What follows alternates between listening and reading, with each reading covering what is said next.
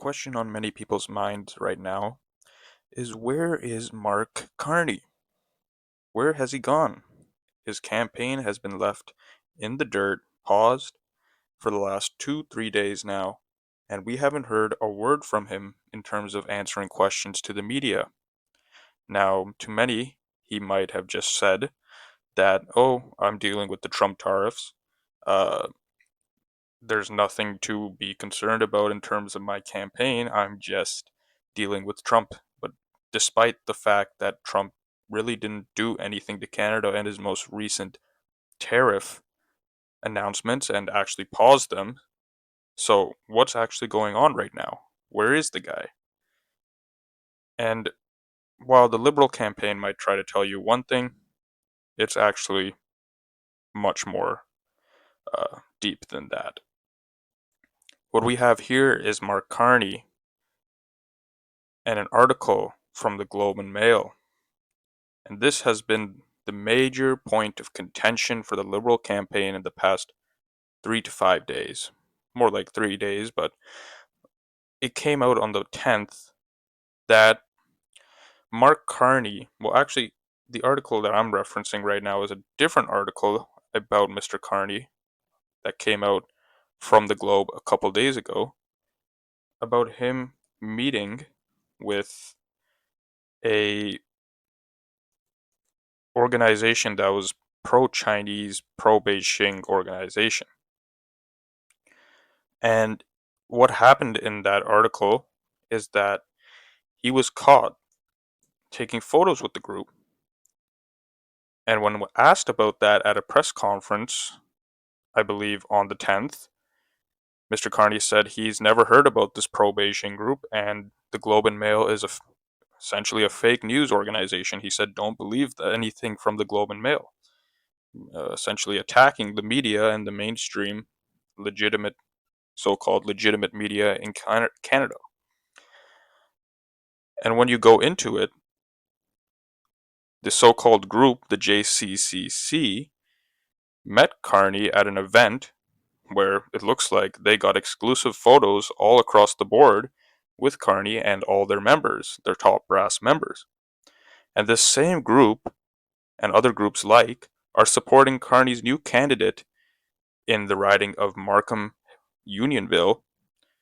The candidate, I don't remember his name right now, but he replaced Paul Chiang, and the new candidate is a former police chief of Toronto.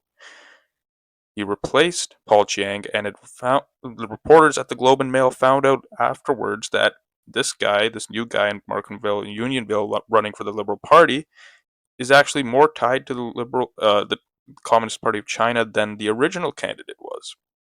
He's even attended military parades. And when asked about that and this, Carney said, I don't know, what are you talking about? Acted like a complete fool, pretending like he was playing dumb, basically, when in actuality, he knew completely what this organization was about. He took photos with them, they've publicly supported him, and this organization has advocated for the annexation of China, too, and other organizations alike.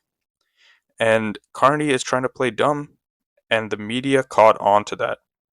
And they went hard on him. They grilled him. You can see in a previous video of mine here that the Globe and Mail chief, after Carney attacked the Globe and Mail, they went on the CBC. The chief, Bob Fife, went on the Globe and Mail, the CBC, and essentially explained the whole situation and its legitimacy.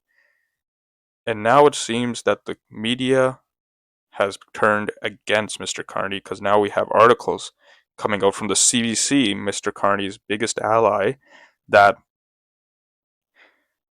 essentially the titling is that he wants a free ride and he's hiding from the public amidst his most recent campaign break.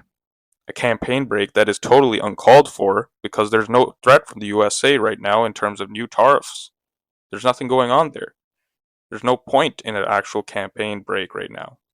And no other candidates are having campaign breaks. Polyev is not having campaign breaks. Blanchet is not having breaks.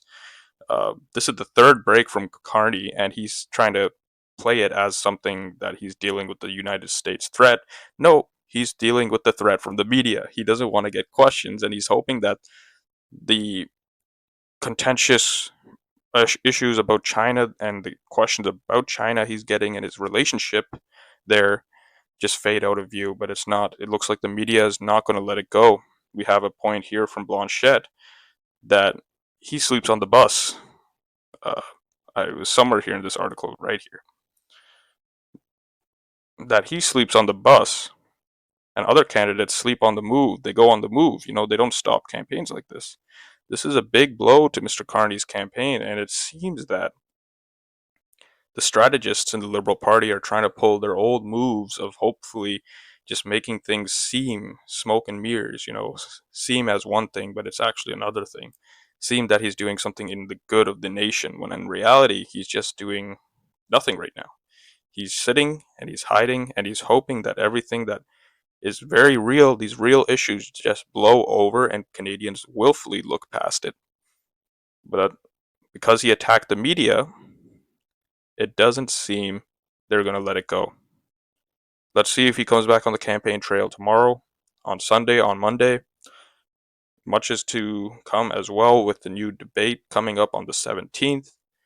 A lot happening, and it seems that the issues are now shifting away from the US threat, Donald Trump threat, to actual issues relating to Carney himself and Canada. Thank you again for watching and have a wonderful day.